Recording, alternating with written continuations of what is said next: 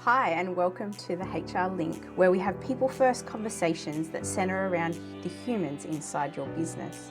I'm Amy from Grounded HR, and my superpower lies in my ability to zero in on the individual to bring out their unique strengths, whilst helping values-led Australian businesses lead their teams with confidence and care. Here you'll find simple people-first HR conversations and tips to take the stress out of managing your team and put the humans at the centre of everything. So let's jump in. Hello and welcome to today's episode.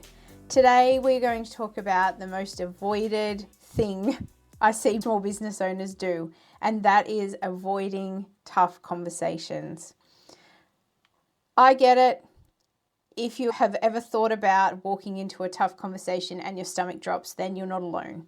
We are all human, and we should be having our stomach go into knots or have butterflies, all of those kind of things in these situations. But it doesn't have to feel overwhelming. It doesn't mean that you're approaching it in a less human way or any of those kind of things. But I want to validate your fear. Your fear of these conversations is completely valid. There are legal risks associated with having these conversations in the right way. It feels emotionally uncomfortable to have these conversations. You're dealing with a human. You have no idea how they're going to react every time. And I get it. You're concerned about actually damaging the relationship that you have built with your employees. There are so many consequences for having these conversations. So I get it. If you've avoided them in the past, you need to ask yourself the question, have I actually made it worse rather than better by avoiding these conversations? Today, I want to give you a simple 3-step framework that is going to help support you in these situations. Now, I get it. Quite often, these conversations might be related to performance or conduct, but sometimes they're related to other things. They might be related to a major restructure of the business or a closing down of a business. There could be many, many reasons why you have to have a conversation that feels hard. This framework is going to work in all of those situations. So what are the steps? Prepare, communicate, and follow up. It's super simple. But it's these 3 steps that are actually going to assist you to feel confident and more calm in these situations. So prepare. How do we prepare? You need to get really clear on what the facts are. We need to walk into these conversations with the things that you believe the employee is going to see as important.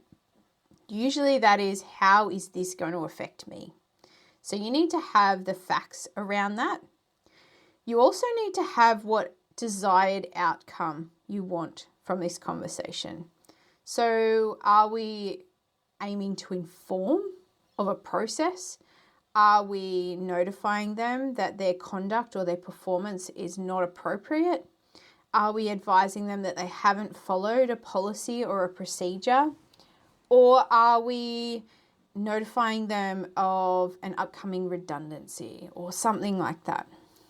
You need to know what the facts are, what the desired outcome is going to be, and also what policies and procedures you have in place within the business that are going to guide the process. So make sure that you follow your processes that you've put in place previously. The next part of the process is to communicate it. So this is where you're actually having the conversation. Most often this is one-to-one, but I encourage you to offer the employee a support person. So a support person is a person who is there to listen and comfort the employee. They're not there to speak on their behalf. They are there to support them and to provide encouragement or emotional support. With regard to how you communicate, I want you to walk into that room with the understanding that what you're doing is a form of kindness. When we are providing advice, constructive criticism, you're actually heading into these conversations with kindness. It's actually going to be unkind for you to not communicate these things. So I really want you to head into this conversation in a really human way, recognizing the impact that it's going to have on the other person. I want you to use really direct but kind language that is clear and respectful, and that you stay as calm as possible in that situation. During these conversations, quite often, depending on how a person reacts, they can get quite heated. I want you to be not scared to end a conversation and come back later. It is absolutely okay to stand for yourself, or also stand up for the employee when they're not able to do it themselves and say, I think we're getting too fired up here. I think we need to walk away and take a breath, and we'll reconvene when it feels right for both of us. That is okay. We are human. We don't know how we're going to react, and you need to advocate for yourself, but you also need to be calm enough to advocate for your employee and what's right for them. Once you've had the conversation, it's really important to communicate in writing afterwards. So often, an employee is only going to hear the first little bit that you tell them. Their brains can't hold on to anything more because they start to spiral.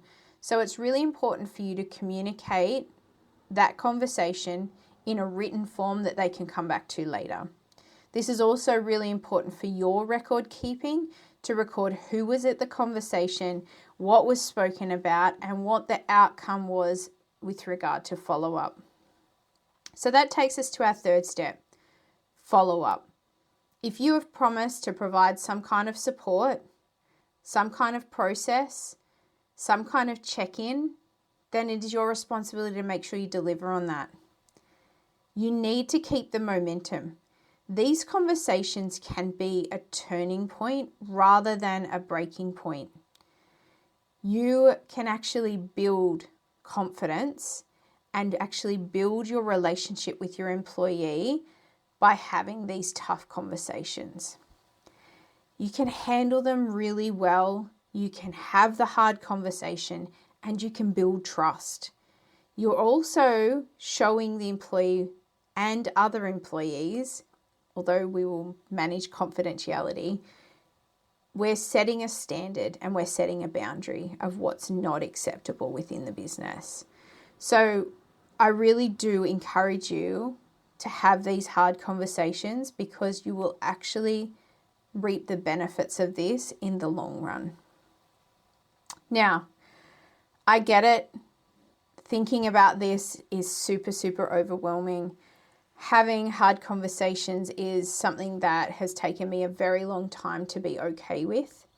So what I've done is poured my experience and my knowledge into our People First Performance Pack.